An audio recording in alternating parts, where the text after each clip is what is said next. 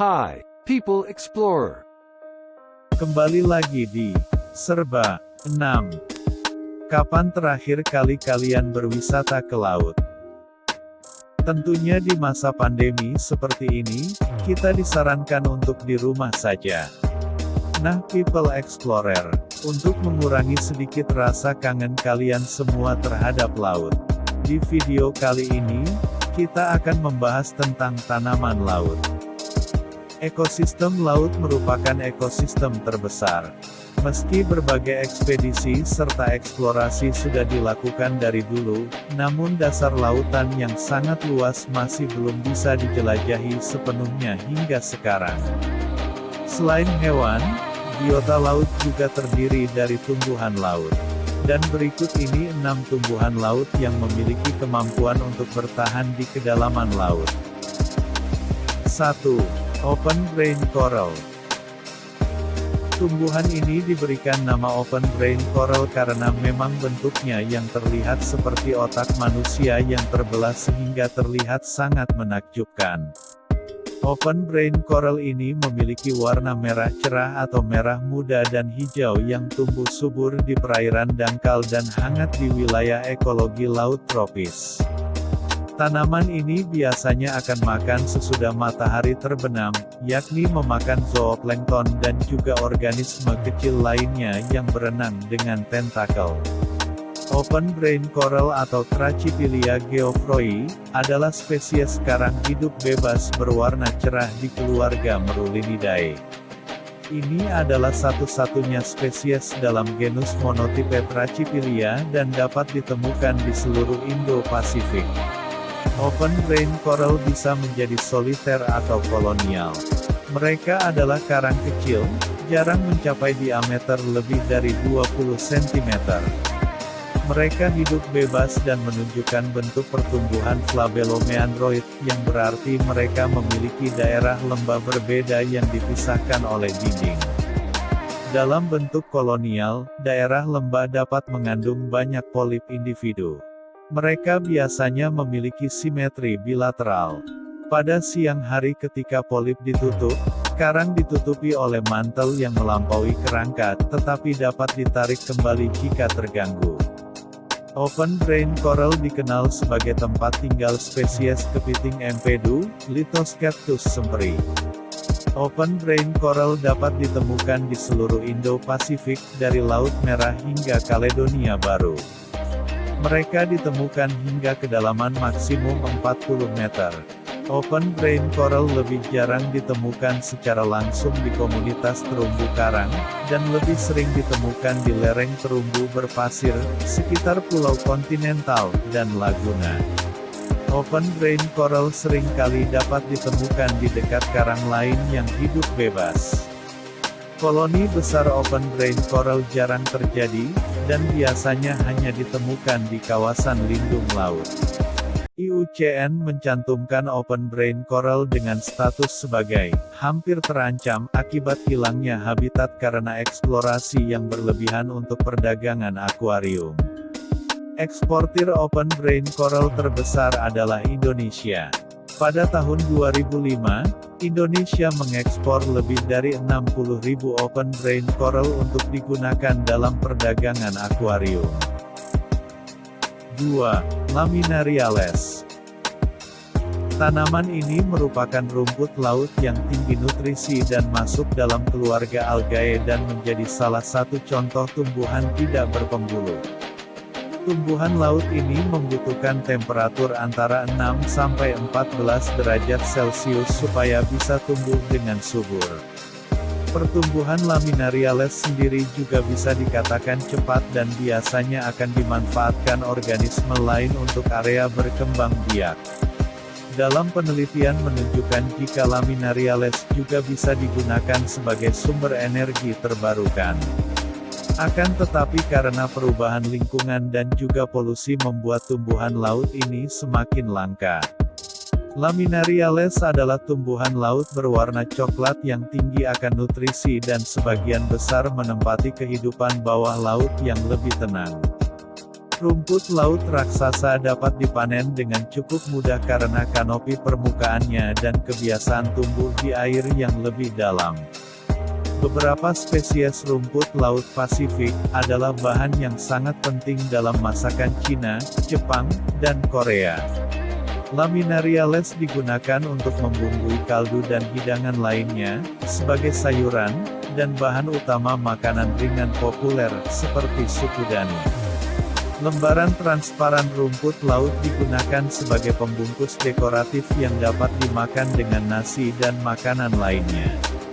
Laminariales dapat digunakan untuk melunakkan kacang selama memasak dan membantu mengubah gula yang tidak dapat dicerna sehingga mengurangi perut kembung.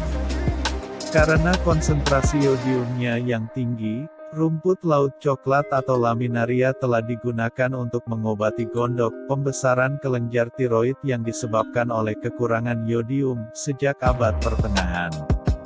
Pada tahun 2010, para peneliti menemukan bahwa alginat, zat serat larut dalam rumput laut, lebih baik dalam mencegah penyerapan lemak daripada kebanyakan pelangsing yang dijual bebas dalam uji laboratorium.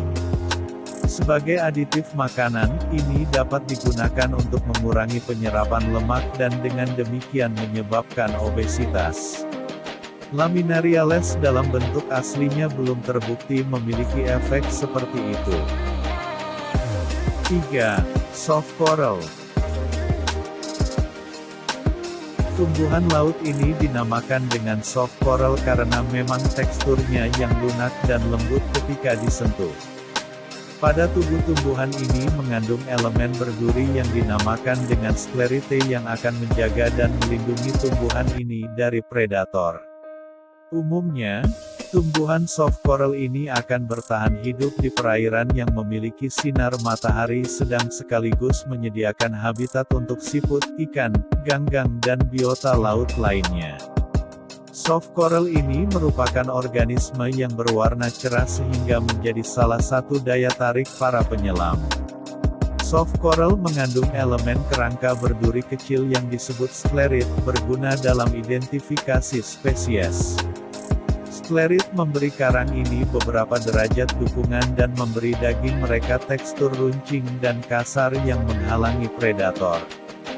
Di masa lalu, soft coral dianggap tidak dapat meletakkan fondasi baru untuk karang masa depan, tetapi temuan baru-baru ini menunjukkan bahwa koloni dari genus karang kulit Sinularia mampu menyemen sklerit dan mengkonsolidasikannya di dasarnya menjadi spikulit alkionarian, sehingga menjadikan mereka pembangun terumbu.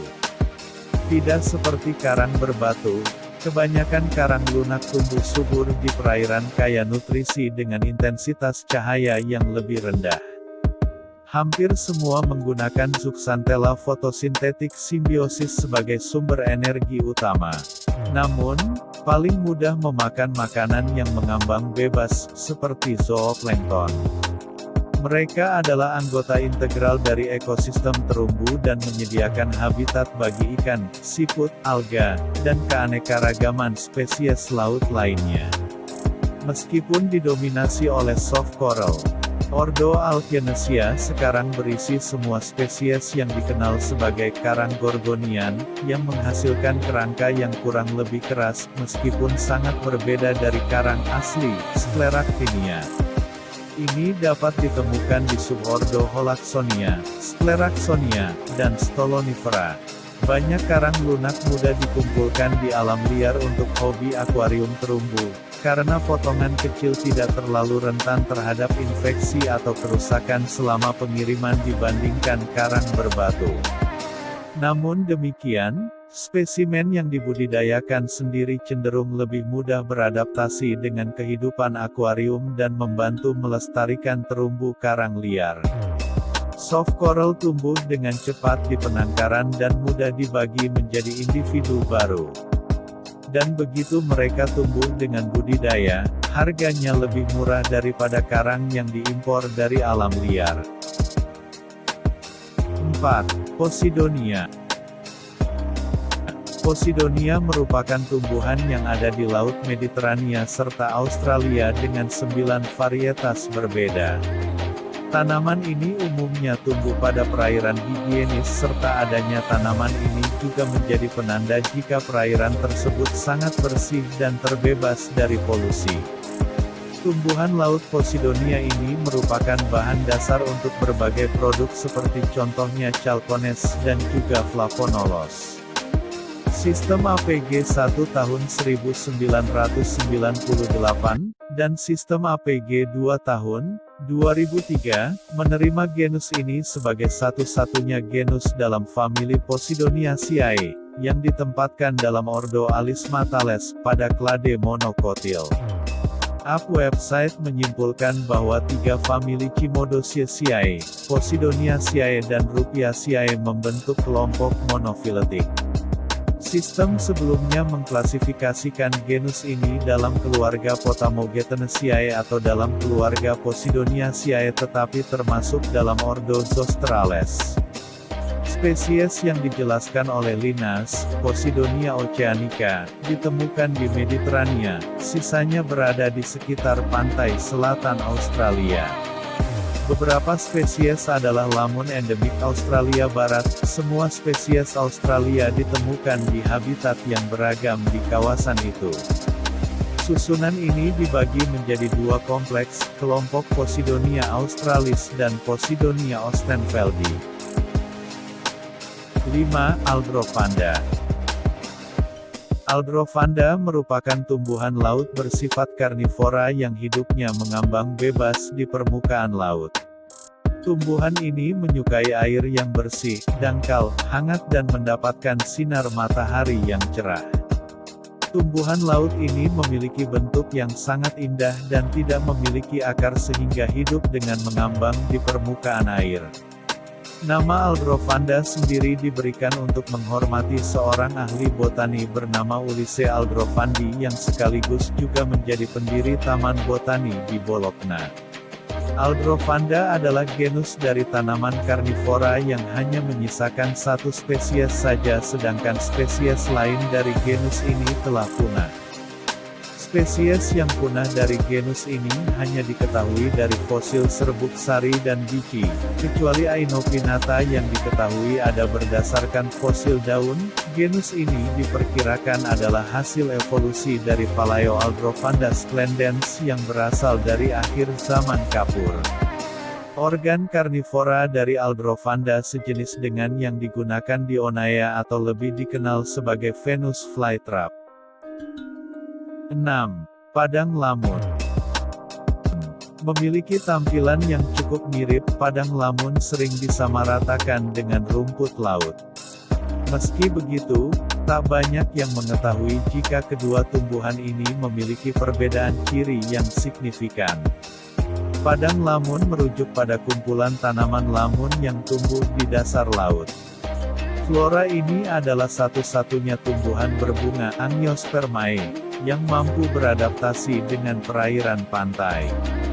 Selain cukup kuat, tanaman ini juga sangat penting bagi area pesisir. Bahkan, pakar mencatat lamun sebagai salah satu ekosistem utama penunjang kawasan pantai, di luar mangrove dan juga terumbu karang. Uniknya, para ilmuwan kerap menyebut tumbuhan ini sebagai Saagreses. Hal ini dimaksudkan untuk membedakan lamun dengan rumput laut yang notabene-nya tergolong sebagai ganggang. Di tanah air, ilmuwan Malikusworo Hutomo pertama kali memperkenalkan nama lamun kepada masyarakat ilmiah melalui disertasinya di Institut Pertanian Bogor pada 1985. Sebelumnya, lamun terlebih dahulu memiliki nama khas tersendiri di setiap daerah. Contohnya masyarakat lokal Kepulauan Seribu menyebut flora ini dengan istilah samo-samo, adapun istilah lalamong di Maluku Tengah dan setu di Pulau Bintan. Morfologi dan ciri-ciri lamun. Salah kaprah antara padang lamun dan rumput laut sudah terjadi sejak lama. Rumput laut sendiri pada mulanya dibudidayakan sebagai bahan baku makanan pembuat agar-agar. Sebab bentuknya yang cukup mirip dengan rumput, serta keduanya yang tumbuh di dasar laut, lantas masyarakat menyebutnya sebagai rumput laut. Padahal, jika ditelaah lebih jauh, flora ini tidak tergolong demikian. Alih-alih memiliki struktur bunga dan biji, flora ganggang seperti rumput laut biasanya tidak memiliki akar serta tergolong sebagai tumbuhan primitif yang belum memiliki diferensiasi organ canggih. Perlu diketahui, lamun berkembang biak dengan mengeluarkan biji. Semakin banyak biji yang tumbuh maka semakin tebal tampilan tanaman, hal inilah yang menjadi cikal bakal dari padang lamun. Ekosistem lamun adalah kawasan perairan pantai dengan lantai pasir, yang memiliki kedalaman antara 0 sampai 10 meter. Jenis perairan ini biasanya cukup jernih, hingga cahaya matahari bisa masuk ke dalamnya. Gerakan arus air umumnya cukup tenang sekitar 0,5 meter per detik. Idealnya, kadar garam pada perairan tersebut biasanya cukup rendah, dengan tingkat suhu air rata 20–30 derajat Celcius. Karakter perairan seperti ini banyak kita temukan di tanah air, bahkan dari 60 spesies lamun yang ada di dunia 15 spesies diantaranya berada di sekitar laut Indonesia. Di tanah air, laju kerusakan padang lamun mencapai 2–5% per tahunnya. Berdasarkan peta penyebarannya, padang lamun bisa kita temukan di area Aceh, Nias, Belitung Barat, Batam, Lampung, Lombok, Nusa Tenggara Timur, Sulawesi Selatan, Maluku Utara serta Pulau Biak. Sayangnya, populasi padang lamun di tanah air semakin menipis. Hal ini berkenaan dengan aktivitas industri di kawasan pesisir, serta lenyapnya ekosistem bakau di sekitar kawasan tersebut. Oke, People Explorer. Itulah 6 tanaman laut versi Tanam Explorer. Jika video ini bermanfaat, tolong bagikan ke teman-teman kalian semua ya People Explorer. Dan jangan lupa subscribe, like, dan komen. Kita jumpa lagi di video selanjutnya. Salam Explorer.